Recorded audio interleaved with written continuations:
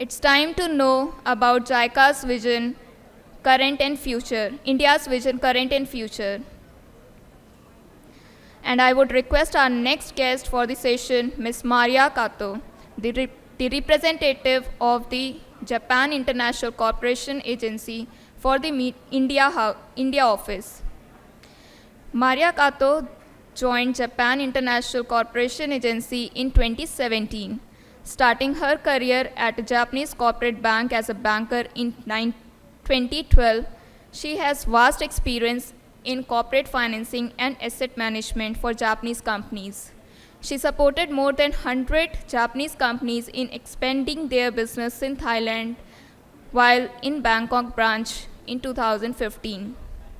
After joining JICA, she was in charge of formulating new loan projects in energy sector and business climate improvement sector in Pakistan and Nepal. In January 2020, she was appointed as a representative at JICA India office and assigned to administrative sections as a office management, accounting, and human resources. From July 2022, she engaged in the operations section and working on projects for agriculture and urban water sector. She graduated in 2012 with BA in International Policies from Ioma Gakuin University. So I would request Ms. Maria Kato, please come on stage. Okay, thank you very much. My name is Maria Kato. I'm representative JICA India office. So today, thank you very much for giving me this opportunity to join this event. It is my honor to be physically present at this event. So today, I would like to introduce JICA's activity in India. The title is JICA's India Vision, Current and Future.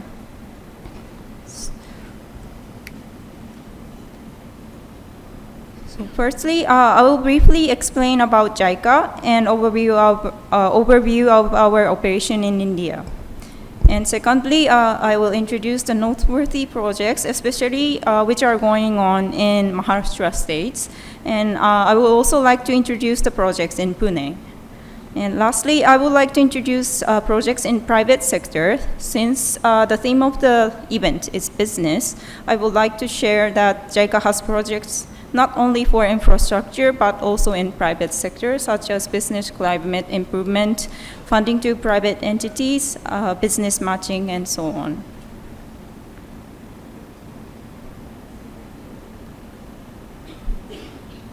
So, as most of you may already know, so I will quickly explain about JICA. So JICA is a governmental agency of Japan that coordinates official development assistance, ODA. In ODA, we provide ODA loan, technical cooperation, and grant aid. And I would like to highlight that we also have private sector investment finance, PSIF, which directly finance to private entities. Okay, so JICA's operation in India, at a glance in statistical numbers, until last fiscal year, JICA committed total 6.9 trillion Japanese yen, which is equivalent to 4 lakh crore rupees. And only for in fiscal year 2021, JICA committed and dispersed almost up to 300 billion Japanese yen in 1 year. Which is equivalent to 18,000 to 90,000 crore rupees. And this dispersed amount in India last fiscal year was the largest among the other overseas JICA's office. And as you can see from the chart, almost 70% of the committed amount is under transportation sector. And among the transportation sector, 1/3 is for metro projects. And apart from ODA loan program, we have one ongoing project in Bengaluru for grant aid projects, and also 2 Japanese experts are dispatched and engaged in the project for technical cooperation.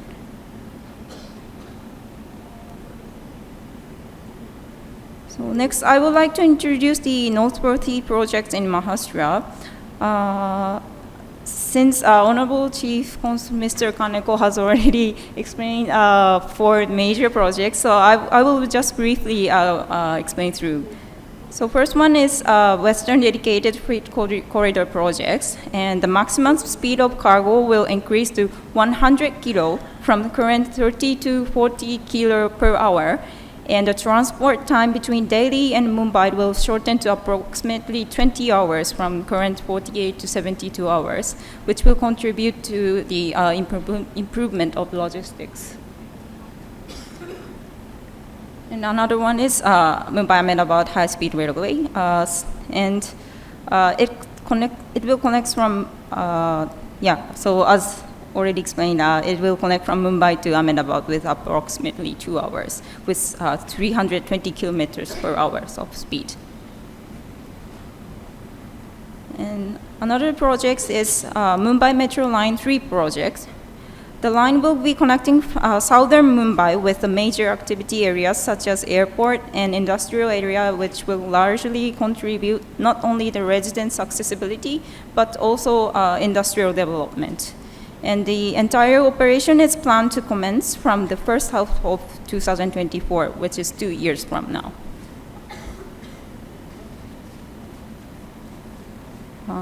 Next is Mumbai Transformer Link projects. And by building this bridge, it will drastically improve the travel time between Seuri and Chile, which will shorten to 60 minutes from the current 61 minutes. And the bridge is expected to commence the service from September 2023, next year.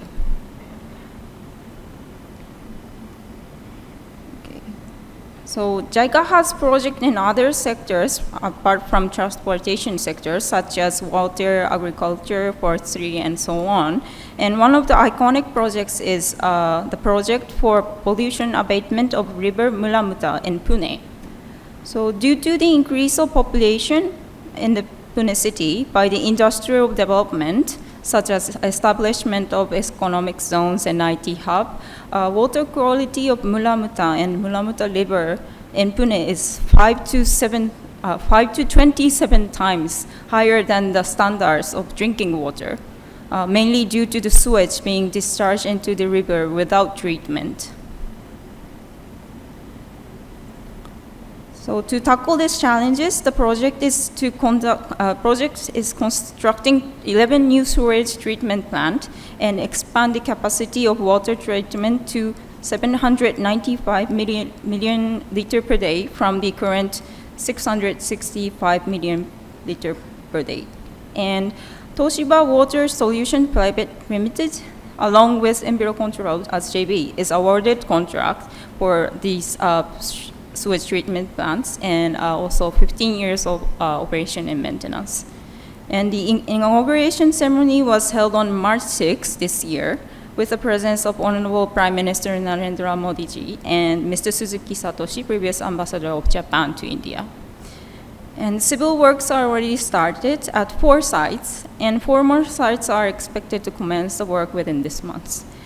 And in addition to these projects, we also have a project in Nagpur, which is to construct sewage facility for Nag River. And next is about JICA Overseas Cooperation Volunteer, JOCV. So before COVID pandemic, total 21 volunteers were working on their activities in India. And we restarted dispatching the volunteers from last year, October 2021, and the number of volunteers reached to 14 as of today. And we are expecting to increase the number of the same or more than before the COVID pandemic. And as shown in the slide and with the red square, several volunteers as Japanese language teacher of Savitri by Pune University were also dispatched in Pune until 2017. And another program is JICA Partnership Program called JPP. JPP was introduced in 2002 to contribute to the social and economic development of emerging countries at the grassroots level in collaboration with partners in Japan, such as Japanese NGOs, Japanese local governments, and Japanese universities. And currently, there are 2 ongoing projects in India, and one of the projects is going on in Pune. And Kibi International University in Okayama Prefecture in Japan is assisting National AIDS Research Institute in Pune to improve the treatment outcomes in HIV, tuberculosis co-infected patients in Maharashtra. They are collecting and analyzing the data to be able to get the inspection result more precise so that the most appropriate treatment for the patients can be derived. And Pune City and Okayama Prefecture are exchanging friendship exchange agreements. So it is quite impressive that the university from Okayama Prefecture is working on the project in Pune. In the last topic, I would like to introduce the projects and possibility of future cooperation in private sector. JICA has multiple programs assisting private sector as well. First one is in the ODA loan program, we have projects in investment promotion program, and the project is for improving and developing the investment climate through strengthening the policy framework and facilitating development of trunk and industry-related infrastructure. In the project, JICA will monitor and evaluate the policy action in each fiscal year, and if we confirm the achievement of the policy action, loan will be disbursed. And the execution as the agency will develop the infrastructure related to industrial development with a disbursed loan. And currently, JICA has imposed this program in Tamil Nadu and Gujarat state. So by receiving the loan, the government has constructed the substations and the roads for the improvement of the business climate.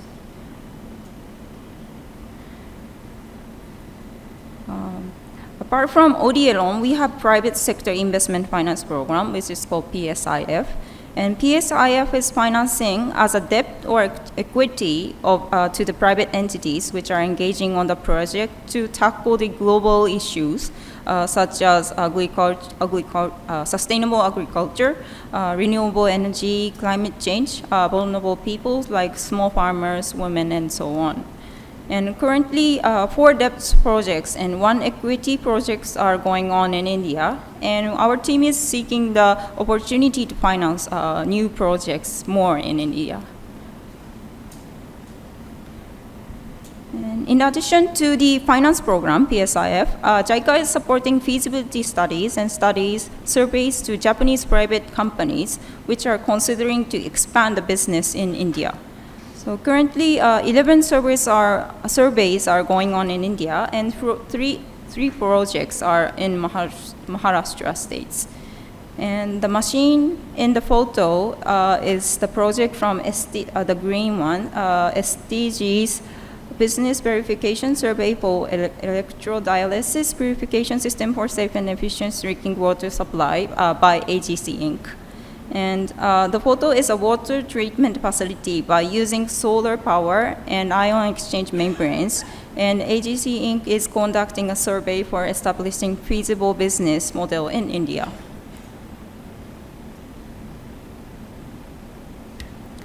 And JICA is also providing a platform called Tsunagaru Lab. Tsunagaru means being connected. Tsunagaru Lab is providing business matching opportunities for Indian social enterprises and Japanese companies.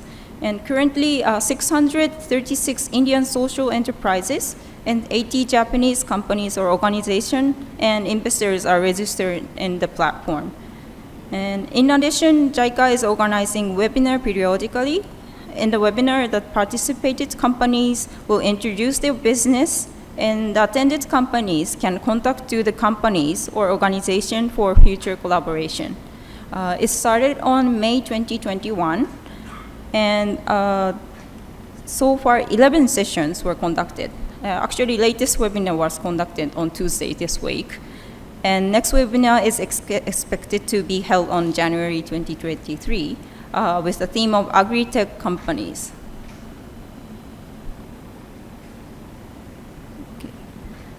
At the end of the presentation, I would like to introduce interesting project, which is called Achiya campaign. JICA started Achiya campaign in January 2021 to raise awareness among 10 crore people about the importance of hygiene practices for preventing the spread of COVID-19 and other infectious diseases. The total beneficiaries reached 65 million by March 2021. Achiya, that means, of course, good habit in Hindi. And the campaign is to introduce an easy and practical approach to the hygiene and sanitation issues by promoting hand washing, nail cleaning, and other hygiene practices such as wearing masks in a correct way.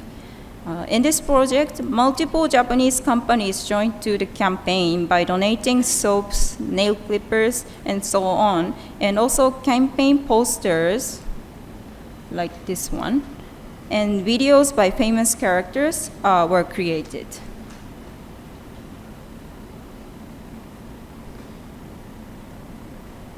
Okay. So this is end of my presentation, and I hope JICA can contribute with these multiple schemes to accelerate the cooperation between India and Japan and private sector. Thank you very much.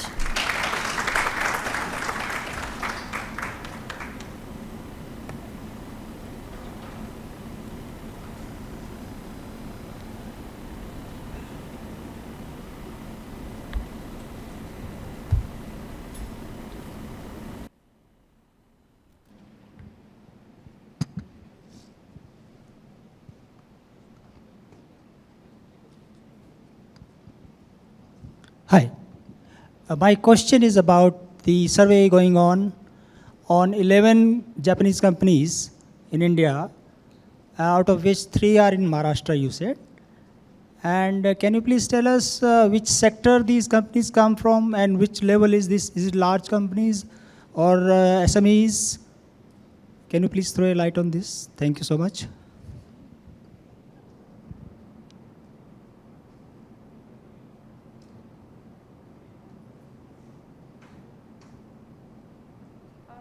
Can I confirm that you're talking about the feasibility studies and surveys? Yes, you're right. Japanese companies? Yes. So we have, is it possible to go to the slide 19? Yes, 19.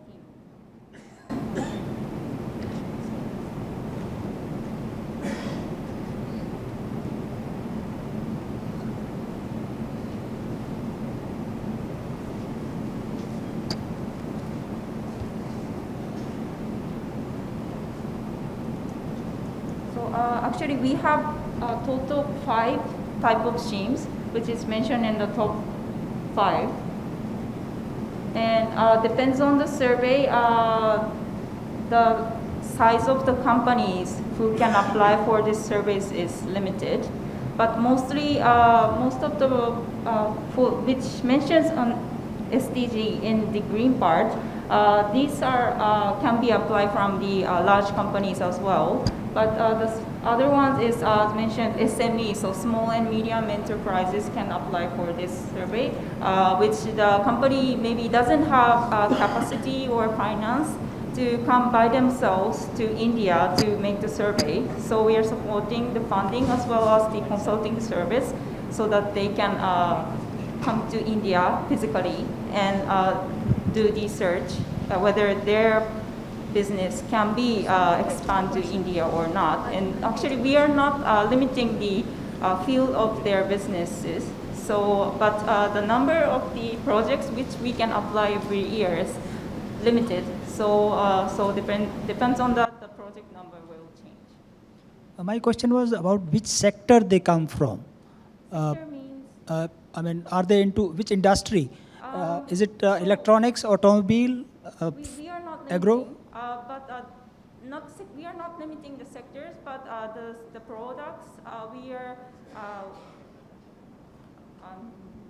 seeing that whether those products will contribute to tackle the Indian issues or not, such as sustainability or how do you say agri-tech, or those Japanese techniques can be utilized to tackle the Indian issue or not.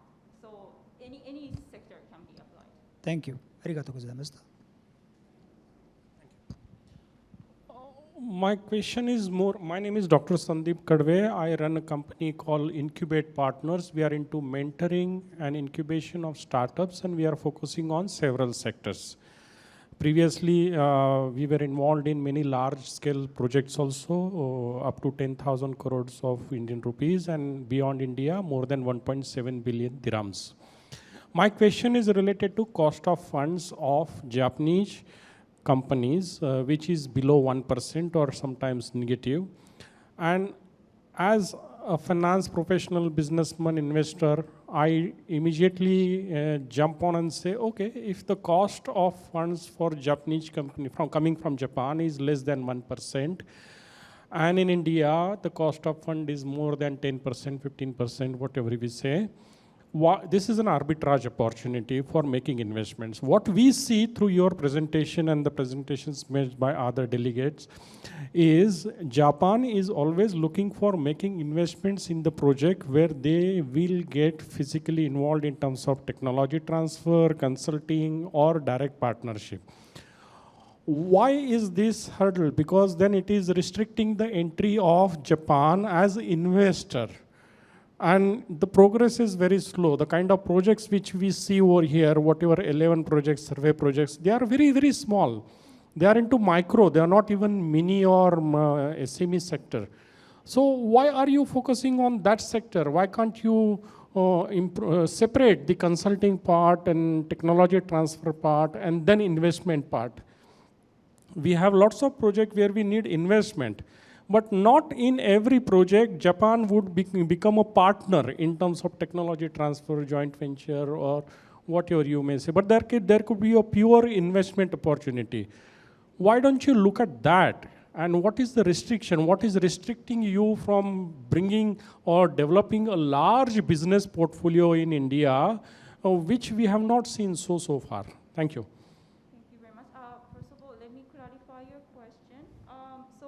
One is why we are focusing on small projects only instead of large projects which can contribute drastically to India.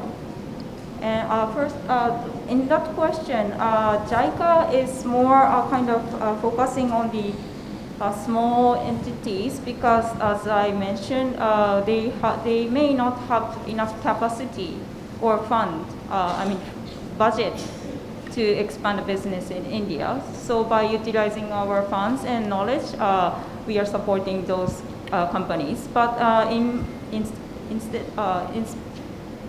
the sector of the large companies, I believe they already have enough capacity or funds to conduct all by themselves, which means they don't need our funds and consulting.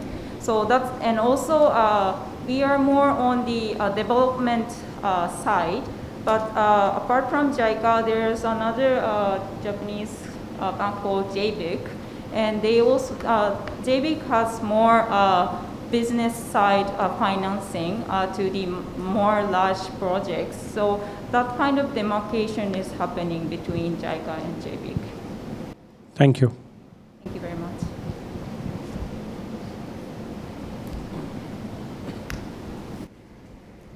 Hi, so my name is Harshad. I'm a lawyer by profession. My question is about the culture, the work culture, because Japan and India, both of them have a different work culture. And to boost and to encourage both business collaborate, is JICA planning any training to both the counterpart entities to know about work cultures so that they can synchronize in an effortless manner? Is there any such initiative planned by JICA? Thank you. Arigato gozaimasu. Thank you very much. So again, let me clarify your question. You're asking that whether JICA has any schemes of skill development of the workers in private entities or not limited to private entities? Particularly focusing on work culture, the Japanese way of working and the Indian way of working. So to synchronize that so that both of the partners can work together for a venture at a leadership level or at the ground level as may be. Thank you very much. Thank you. I didn't mention in the presentation sheet, but we also have assistance on the human resource sector and also education sector. And one of the projects is going on in IIT Hyderabad. So it's one of the IIT. We supported the construction of the university in IITH and also dispatching expert about the transferring the Japanese style education. And also another project was focusing on the skill development of the middle class skilled workers, which also transferring Japanese style working to Indian workers. So that kind of project is also going on. Thank you very much.